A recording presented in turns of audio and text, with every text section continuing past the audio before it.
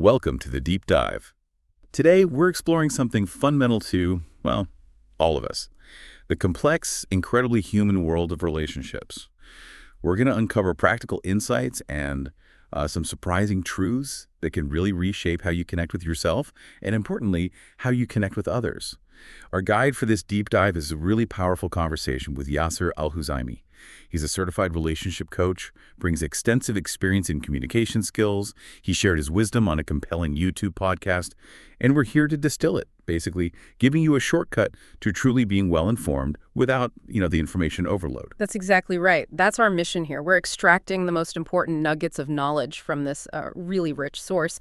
And this topic isn't just insightful, it's actually essential for your mental well-being. I mean, the Ministry of Health actually highlights that long-term solitude is a leading cause of depression, while on the other hand, healthy, robust relationships are key to overcoming it. So understanding these dynamics isn't just academic, it's foundational to a healthy life. Okay, let's unpack this then. Starting with a foundational rule from our expert, one that might, shift your perspective a bit. All relationships are driven by need. Just think about that for a moment. Even a relationship with Allah is fundamentally driven by our need for Him, while Allah, in turn, is entirely independent of any need for us. It's quite a profound way to frame all connection, isn't it? It really is. And speaking of surprising insights, our expert shared this fascinating anecdote, asking a 114-year-old man at Haish from Zulfi about what makes a good person. You'd expect some deep, ancient wisdom, right? But his reply was unexpected. He said, "Son, everyone nowadays is a good person." And he attributed it to the fact that people now have money and simply don't need each other as much. It hints at this profound, subtle shift in how we relate. And what's fascinating there is how that simple observation, from an elderly man, reveals a core truth about modern connection. This reduction of mutual reliance, largely due to increased financial independence, it has profound implications for our mental health, our societal fabric. Understanding this fundamental driver, that underlying need, is truly key to navigating all types of relationships effectively, whether they're family, friends, even professional ones. It really sets the stage for everything else we're going to discuss about why and how we connect. Right. So understanding that underlying need sets the stage. Yeah. But what are the actual building blocks, the foundational pillars that truly make a relationship strong? Our expert believes it all begins with our spiritual connection. Indeed. The first pillar is the relationship with Allah, or, more broadly, with a spiritual absolute. Your attitude towards the spiritual bond deeply influences your interactions with everyone else. I mean, a good attitude fosters virtues like love, forgiveness, and deep contentment. For example, in the Quran, it says, "The most compassionate will bless them with love," which highlights how that connection to the divine can fill your heart, allowing love to overflow. Now, on the flip side, the absence of a watchful, absolute entity in modern thought, well, it can lead to what we call a one-time opportunity mindset. If you believe this life is all there is, it can feel like this relentless hustle, right, to grab as much as possible, often leading to intense envy, unhealthy competition. But with an awareness of a divine presence, you find forgiveness, patience, true contentment. As the Prophet Muhammad, peace be upon him, beautifully expressed, there is no life worth living except the life of the hereafter. This mindset, this belief in a greater purpose beyond this life, it fosters deep peace, even amidst hardship. It helps explain why a materially beautiful Western lifestyle can sometimes feel internally empty, leading to widespread depression, while a believer finds comfort, solace in their faith, even when things are tough. The very motivation for dealing with others shifts. It becomes about seeking Allah's pleasure, not just operating on that customer is always right model that can turn relationships into mere transactions, self-serving ones. That's such a powerful observation. It really highlights how profound that internal peace can be. But it makes me wonder, if this spiritual need is so fundamental, why do we see so many people, even where atheism is rising, still gravitating towards things like meditation, yoga? Yeah. Is that part of the same search? Oh, absolutely. The search for an absolute entity is an instinctual human need. It often surfaces most clearly under pressure. Think about how even disbelievers facing a shipwreck might instinctively supplicate to a higher power. It's deep-seated. And without a divine legislator, our desires, our passing pleasures can become a de facto god. Right. They dictate what's right or wrong, shape our values. They even influence something as seemingly trivial as fashion trends. People might line up for terrible clothes just because they're in style. It demonstrates this constant human need for guidance, for an absolute, whether it's filled by faith or by, fleeting trends. It's incredible how that deep need always finds a way to manifest. Okay, moving from the divine, let's smoothly transition to the second crucial pillar, your relationship with yourself. Yes. This self-relationship is truly the absolute bedrock for all other connections.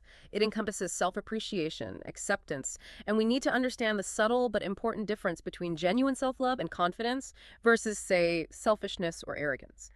Think of yourself as a kind of product in the social market. How you present yourself, those crucial first impressions, they're key. A lack of self-belief, may be fueled by perceived flaws like acne or baldness, can significantly hinder your ability to interact authentically. As Ali, may Allah be pleased with him, one of the most revered companions, wisely categorized, people are either master, prisoner, or equal.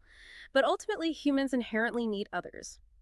Imam Ahmed even emphasized that asking not to need anyone is, in a way, asking for your own doom. We need connection. So a healthy relationship with oneself means not showing the world someone far from who you really are. The philosopher William James noted that whenever two people meet, there are really six people present. The version of ourselves we think we are, the version the other person thinks we are, and who we actually are for each person. It's complex. A large void between your appearance and reality. Well, it can lead to deep depression and shame, especially when that gap gets exposed during conflicts. The Prophet Muhammad, peace be upon him, said, "The believer is the mirror of his brother." It's a beautiful idea.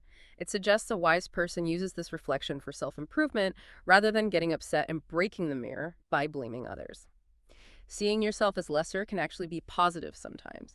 It fosters humility, purification, like Umar, may Allah be pleased with him, a powerful leader yet always reminding himself of his humble beginnings. However, self-contempt is negative. The Prophet Muhammad, peace be upon him, warned against humiliating oneself by taking on trials beyond one's capacity. And on the flip side, baseless overconfidence, often stemming from a lack of true knowledge, leads directly to disappointment. Our expert mentioned the Diener effect. It's fascinating because it shows how thinking you're better than you are, without the real ability to back it up, is a direct path to frustration. Failure, even. It's like building a sandcastle on unstable ground. Eventually it crumbles, right? And you're left with nothing. True confidence, then, is about having a real ability and believing in it. Arrogance is believing in a non-existent ability. And self-contempt, conversely, is not believing in an ability you actually possess. Real awareness, as the great scholar Ibn Khaldun put it, is knowing what you don't know. To heal self-contempt, there are two powerful approaches. Complimenting yourself by reflecting on past successes, like shining a torch on the tidy, accomplished parts of a room, and developing yourself by starting small, building persistence, resilience. Remember, we can't stop others' hurtful words, but we absolutely can control our reaction to them. That concept of the believer as a mirror is really profound. It makes me think about how much our early experiences shape that reflection. Where do you see the deepest roots of self-worth or self-contempt being formed? And how does that play out in our adult relationships? That's a crucial question. It definitely traces back to our earliest formative experiences. In childhood, that instinctual family love fosters a fundamental sense of being welcomed. But as we grow, especially with siblings, relationships can become, well, transactional. We learn that pleasing others can help us avoid rejection. And this often leads to magnifying the other, whether it's guests or society at large, as the primary source of safety and validation. This can paradoxically make you feel smaller, lose personal value, especially if you're constantly comparing yourself. True self-worth, though, is rooted in your intrinsic value to Allah, not external validation or comparison. It's about seeing people as they are, not idolizing, not despising. The tangible signs of a good relationship with yourself. They're quite clear. Knowing your rights and limits, normalizing mistakes while still striving for improvement, of course. Having moderate self-worth, not being ashamed of normal things like your appearance or your car, and ultimately genuine self-acceptance. And this acceptance isn't about complacency, it actually fuels genuine improvement. When you're seeking a trusted mirror for self-reflection, choose wisely. Someone who is truly wise, knows you well, understands the specific matter. It's about being truthful to yourself in front of the right people, avoiding that trap of false transparency some seek on, say, social media. That's such a clear roadmap to self-acceptance. Okay, let's pivot now from those crucial internal and spiritual pillars to a more critical look at how modern societal trends, often heavily influenced by Western thought, impact our relationships. Our expert describes this as a train we're all on, inevitably inhaling its gases, as he puts it, whether we like it or not. Indeed. It's like the byproducts, the waste of modern civilization that subtly but profoundly affect our ability to connect authentically. Let's really home in on a few of these that are most prevalent. First, consider the impact of atheism and scientism. Without belief in a watchful God or a day of judgment, accountability can dwindle, leading perhaps to poor treatment of others. Scientism, on the other hand, tries to reduce humans to mere quantifiable data. How sad are you? 1 to 10, which causes deep confusion about our identity beyond just cells and tissues. This ties right into materialism, which empties human connections, reducing individuals, even marriage sometimes, to superficial appearances. Think about dowries spent on lavish displays rather than investing in the actual relationship itself. That makes so much sense. It feels like we're constantly being pushed to put a number on things that are inherently immeasurable. And speaking of shifting values, you also mentioned extreme freedom and relativism. They seem so interconnected. How do they directly impact our daily interactions? Oh, they absolutely are. Extreme freedom in modern Western philosophy often translates to, I am free to do what I want, where I liked it becomes the sole justification. This can paradoxically lead to enslavement by one's own desires, as there's no higher legislator beyond personal whim. And hand in hand with that is relativism. If everyone is free, then truth and social norms become subjective. Boundaries become incredibly unpredictable. What one person considers warm hospitality, another might find invasive or insulting. It's like everyone's operating on a different unwritten rule book, you know? That's a crucial point. It feels like everyone is operating on a different rule book. And speaking of rule books, you also mentioned utilitarianism and contractualism. How do those subtle shifts impact the warmth, the generosity we often crave? They really gut the warmth. Utilitarianism drives the what's in it for me mentality, reduces every interaction to a cost-benefit analysis rather than an act of pure generosity or connection. This then fuels contractualism, where relationships become mere legal agreements, prioritizing strict justice over kindness. Think about it. You hire a handy person, you give them the agreed-upon amount. But true justice, often, is giving them more if they did exceptionally well, right? Our expert shared a powerful story about a man and his fiance's dowry, even when legally right. Forgetting kindness dehumanizes the interaction. This leads directly to dehumanization, where bureaucracy, repetitive tasks, reducing people to numbers like patients in a hospital, drivers on an app removes moral restraints, personal stories, turns interactions cold, transactional. Wow, that's a vivid picture. It's really not about being against modernity, is it? But truly understanding its unintended consequences, its waste, as you put it. Precisely. It's about being aware of the pollution in the backyard of modern life that significantly affects our relationships. We're on this train and we need to be conscious of where it's taking us, not just passively swept along. This includes the impact of individualism, where each person becomes an island seeking comfort in a cocoon of headphone social media.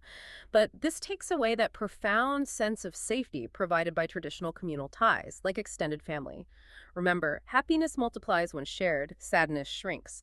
Individualism denies us both. This also leads to moral myopia, the loss of clear societal standards. Exceptions become rules like a bearded man is not necessarily good, which, while true, can lead to an empty throne where trends, not principles, dictate morality. And then there's globalization, seeking to unify cultural, material, knowledge models worldwide, often by marginalizing local identities. Think iPhone versus Samsung. If you don't pick one, you're often seen as weird. The lion and rabbit anecdote, Assad and Arnab, beautifully illustrates how media familiarizes us with non-native concepts, subtly influencing our norms. Finally, we've planned obsolescence. A manufacturing strategy, right? Building in expiration dates. But it's shockingly infiltrated relationships. This mindset of replacing rather than repairing makes divorce or cutting out friends seem easier than working through issues. Even our devices are programmed to push us towards constant replacement, fostering societal impatience. And this is amplified by technology and social media.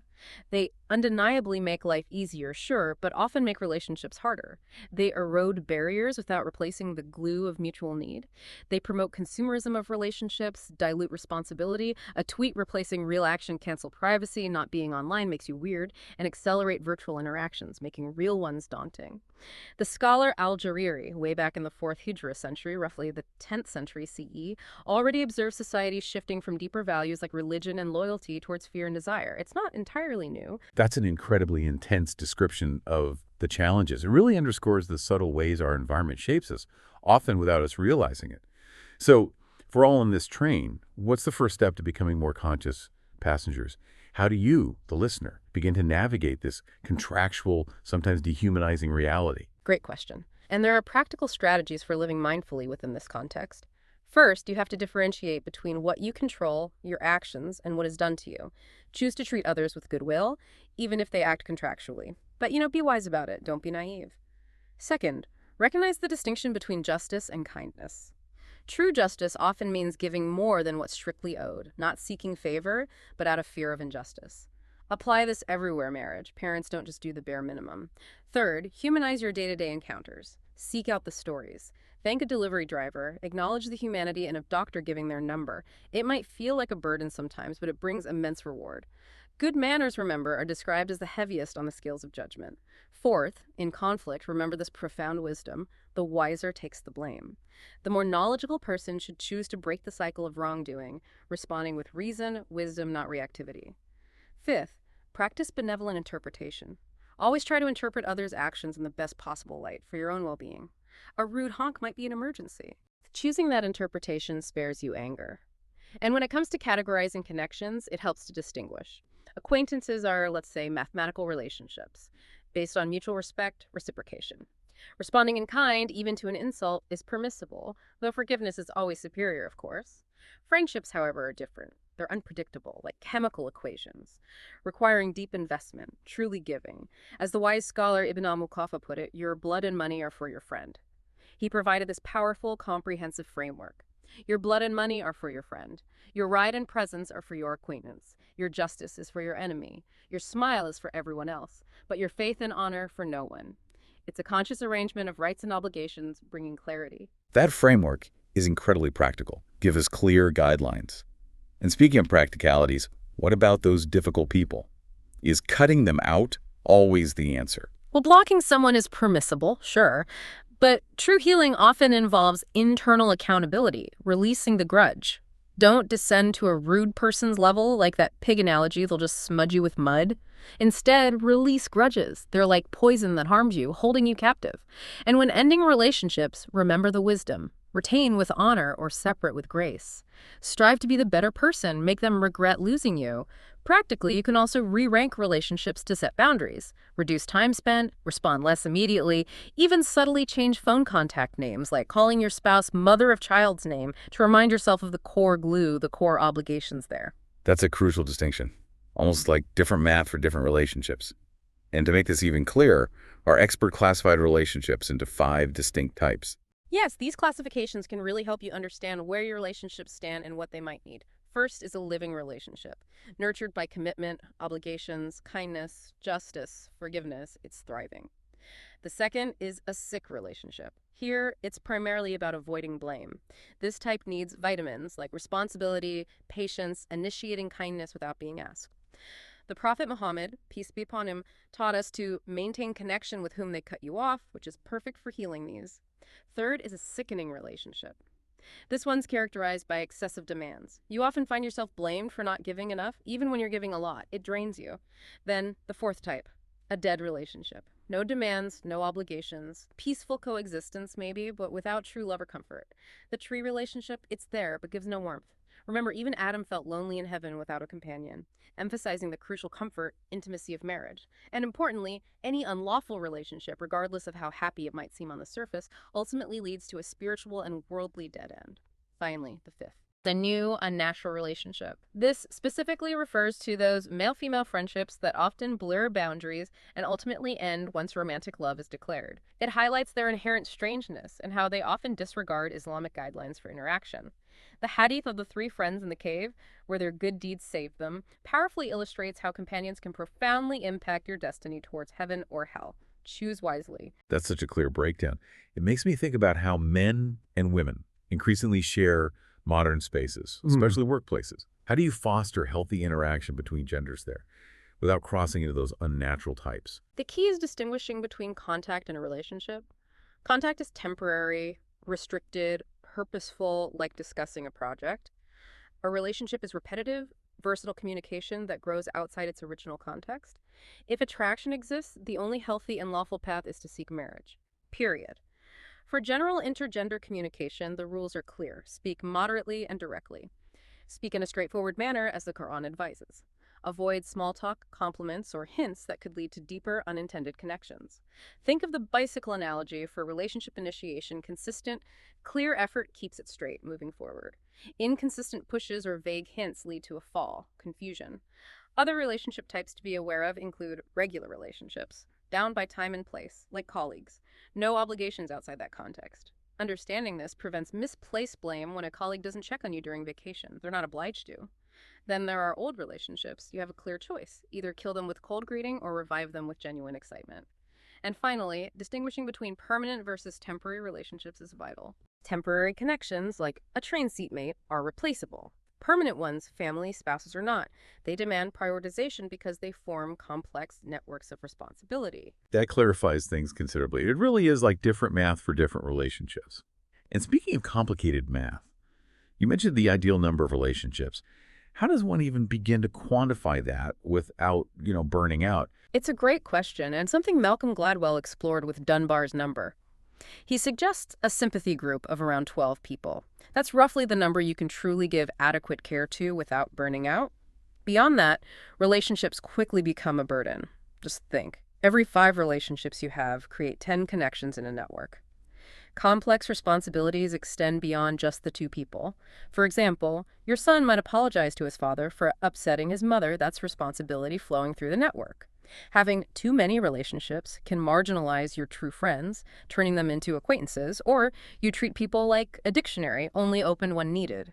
And when you calculate family obligations alone from 8 for a nuclear family up to maybe 151 for a complex extended one, you often exceed the ideal number already. That explains why there's so much blame flying around in relationships today. So remember the wisdom, take the blame, but don't give it back. That's powerful advice. So practically speaking, how do we start setting those boundaries effectively without feeling like we're letting people down or becoming isolated? Well, a simple way is to consciously lower the rank of regular relationships. Less time, fewer immediate responses, manage expectations. And speaking of boundaries, expect to have enemies. Our expert put it simply. A person without principles will likely have no enemies because they're agreeable to everyone. They stand for nothing. However, don't intentionally create enemies. They limit your space on Earth, cause stress. Most importantly, release grudges. They're like poison that harms you, not them, holding you captive. Remember the pig analogy, don't wrestle with them. We've covered so much ground, from foundational needs to modern challenges, practical navigation.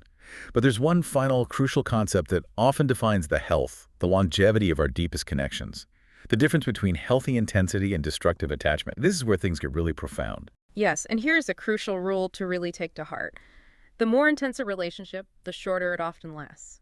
And when that intensity morphs into an unhealthy attachment, it tends to end quickly and painfully. Attachment is truly a withering torment, a mental illness. Ibn Abbas, a revered companion, used to seek refuge in Allah from infatuation, recognizing its destructive power. You can identify attachment by 3 key signs: constantly thinking of them when they're absent, obsessive focus on them when they're present, and being possessive. It's like that handshake analogy. If you grab on too tightly and lean back, you're attached. If the other person naturally moves away, you fall, and you resent them even though they did nothing wrong but moved naturally. We can describe infatuation as a mental village with a platform for worship, an altar for sacrifice, a hospital for complaints, a tower for stalking. It literally consumes your life. It's an illness, not love. Unhealthy attachments, even within a marriage, hinder you from fulfilling your other life roles. The attached person becomes like a raging bull, destroying other connections because their focus is entirely on that one person. That paints a very, very clear picture. So what about navigating attraction and getting to know someone for marriage in modern society? How do you do that in a healthy, balanced way that avoids these pitfalls of attachment? It absolutely requires a balanced approach, avoiding extremes, rigid arranged marriages, or overly long, unofficial relationships. Relationships typically begin with an initial impression, then move to a bait stage, testing feelings, which leads to a crucial decision point. Seek a lawful, direct way to get to know someone. Be acutely aware that messing up a coworker relationship with emotional entanglements can ruin your job, your career, because of the impact of those emotions on performance. In Islamic contexts, a mediator is often an important, wise presence in man-to-woman interactions. Helps keep things clear. Relationships generally progress through 3 stages: infatuation, then realization where masks come off, true selves are revealed, and finally decision-making. The wise move past infatuation to the more mature realization stage. That requires patience, true commitment. Marriage itself is like that mountain with 2 rivers, 2 people from different backgrounds coming together. Initial splashes of disagreement are natural, but through commitment, acceptance, they should lead to a harmonious flow, not a quick end. Before marriage, ask the right questions about perceptions of gender roles, dreams, values, work ethics, how they handle anger, their stability, finances. Our expert notes stinginess is the disease of all diseases. A quote. Also, it's wise to check a suitor's life for patterns of boredom, because boredom in marriage, which used to be a concern after maybe 7 years, now often starts much, much earlier. People get restless faster. Given everything we've discussed, what are your final thoughts on fixing relationships, especially those that are sick or even dead? Right. For sick relationships, reemphasize responsibility, generosity. Choose to be the one to initiate kindness, even if it's not returned immediately. For dead relationships, advise complete disengagement. Remove all reminders, gifts, places, songs that might keep that connection artificially alive in your mind. Cut the cord cleanly. For attachment relationships, you absolutely must abandon whatever fuels the obsession. The shadow of the avoidant person often draws the attached one in further, leading to more pain. You have to resist that pull for your own well-being. Break free.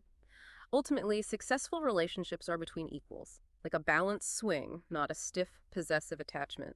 It's also crucial to accept your social number, or status, which changes depending on the context. A doctor's status at university is different from their status at home, right? Maturity means embracing these different roles and ranks gracefully. There are various forms of authority: religious, academic, social, humane, skill-based. But moral authority, good manners, kindness, generosity, that's the most powerful and lasting. It maintains your status, your respect, even in your absence. And remember that final, profound rule: the wiser takes the blame. This means those with more knowledge, more awareness, should choose not to perpetuate a cycle of wrongdoing, regardless of who made the initial mistake. We are accountable for the knowledge we gain. This deep dive hopefully empowers you to be mindful, to interpret situations constructively, make conscious decisions in your relationships. It's about being aware of the train you are on and choosing to slow down, be present, much like the Prophet Muhammad, peace be upon him, put away his distracting ring to be truly present with his companions. Be present. What an incredible journey through the complexities of relationships, from spiritual bonds, self-acceptance, to the profound challenges of modern life and these really practical strategies for navigation. Remember, this knowledge comes with a responsibility for how you apply it in your own life. And maybe a final thought to carry forward. In a world that often encourages transactional connections, quick replacements, consider the profound power of consciously choosing to respond with goodwill, with kindness, even when it isn't reciprocated. This isn't weakness, it's an act of embodying a deeper justice, consciously breaking cycles of reactivity, ultimately for your own peace and well-being. Thank you for those profound insights. And thank you, the listener, for joining us on this deep dive. We hope you reflect on how you can integrate these lessons into your daily lives to truly make your relationships living rather than sick or dead.